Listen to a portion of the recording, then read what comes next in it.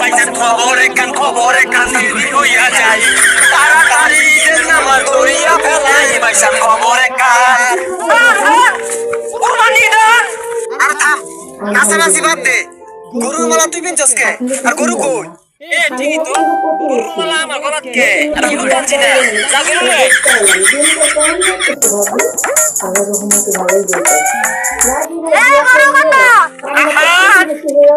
আমি লসে ইলি তো বসলাম এত বড় গরু কিনি না সমাজ